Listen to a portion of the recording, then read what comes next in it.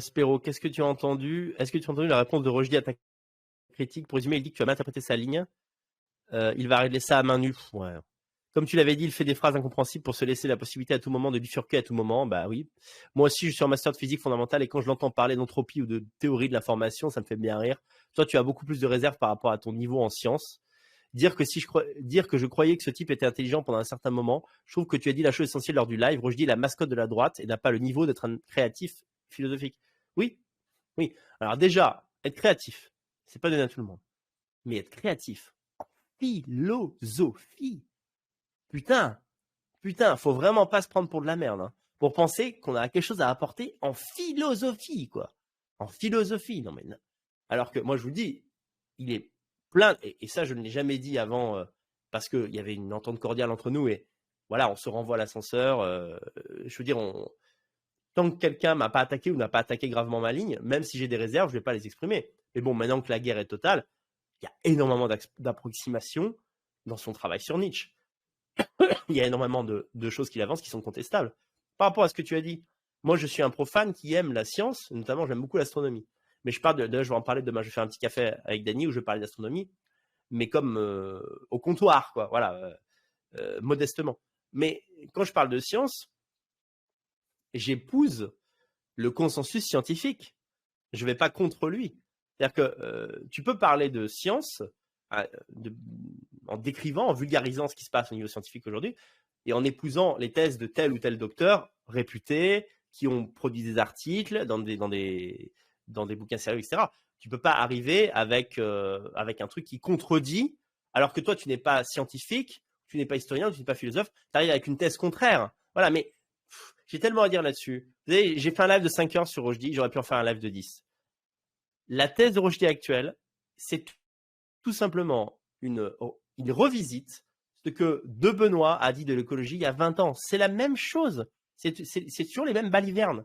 C'est-à-dire l'idée qu'il y a quand même à prendre à gauche cette critique de la machine capitaliste qui crée un monde moche et qu'on peut contrer par la force de l'harmonie et de l'écologisme qu'on ne sait pas trop ce que c'est. Voilà, c'est jamais clair exactement ce que c'est.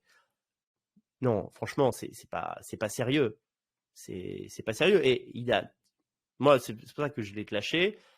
C'est que il a changé d'avis en 6 mois sur la question de la conquête de l'espace, qui est en plus un sujet qui me tient à cœur. Moi, les mecs qui disent « Oh, de toute façon, on n'ira jamais sur Mars, c'est des conneries, c'est du pipeau, je m'en fous », il n'y a aucun problème, je les tolère, ces mecs-là. Mais Rochdi, il était pro-espace, il était pro-conquête spatiale.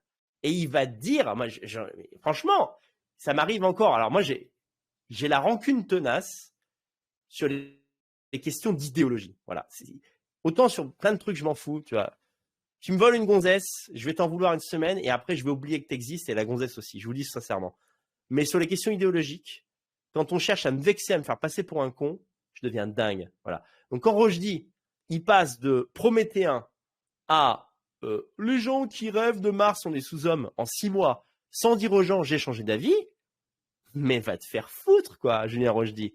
En fait, et ce que j'ai vu par là, pourquoi je me suis permis de le mépriser, que je me suis mis torse nu pendant l'émission et tout, c'est qu'à ce moment, je n'ai plus aucun respect intellectuel pour Julien Rochdi.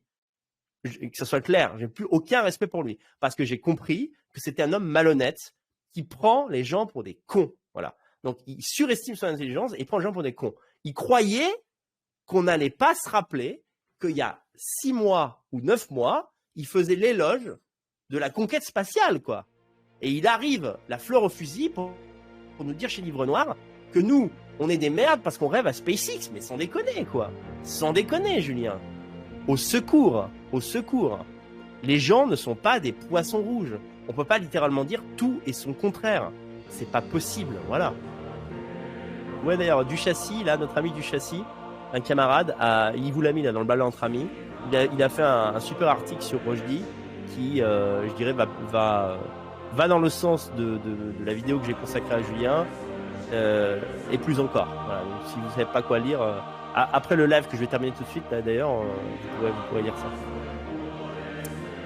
Merci d'ailleurs Duchessis pour ton article, c'était bon boulot.